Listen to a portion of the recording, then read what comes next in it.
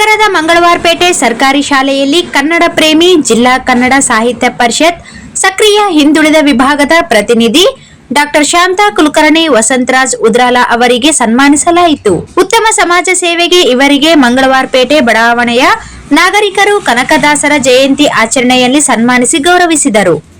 ಶಾಲೆಗೆ ಅಗತ್ಯವಾಗಿ ಬೇಕಾದ ಸೌಲಭ್ಯಗಳ ಪಟ್ಟಿ ಗಮನಕ್ಕೆ ತಂದರು.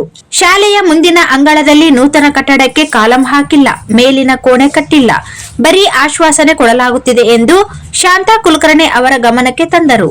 ಶಾಂತಾ ಕುಲಕರ್ಣಿ ಅವರು ಮಾತನಾಡಿ, ತಮ್ಮ ಸ್ವಂತ ಸಂಘಟನೆಯಡಿ ಸಹಾಯ ಮಾಡುವುದರ ಜೊತೆಗೆ ಸಂಬಂಧಿಸಿದ ಅಧಿಕಾರಿಗಳಿಗೂ ದುಂಬಾಲು ಬಿದ್ದು ಸವಲತ್ತು ಕೊಡಿಸುವುದಾಗಿ ಭರವಸೆ ನೀಡಿದರು. 1987ರಲ್ಲಿ ಬಾಡ ಗ್ರಾಮದಲ್ಲಿ ಜನಿಸಿದರು.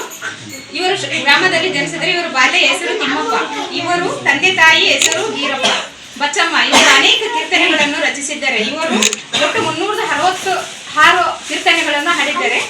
ಇವರು ಹಾಡುಗಳ ಮೂಲಕ ಸಮಾಜದಲ್ಲಿರುವ ಮೂಢನಂಬಿಕೆಗಳನ್ನು ಹೊರತುಪಡಿಸಿದ್ದಾರೆ ಮತ್ತು ಸ್ಥಳ ಭಗವಂತನ ಸೇರುವ ಸ್ಥಳದಲ್ಲಿ ಮಾರ್ಗಗಳನ್ನು 1609ರಲ್ಲಿ ಇವರು ವಿಧಿವಶರಾಗಿದ್ದರು. ಇವತ್ತಿನ ಕನಕ ಜಯಂತಿಯ ಶುಭಾಶಯಗಳನ್ನು ಎಲ್ಲರೂ ಮಾಡ್ತಾ ಇದ್ದಾರೆ. ಈ ಸಂದರ್ಭದಲ್ಲಿ ನನ್ನ ಕರೆದು ಒಂದು ಒಳ್ಳೆ ಸ್ಥಾನ ಕೊಟ್ಟೋದು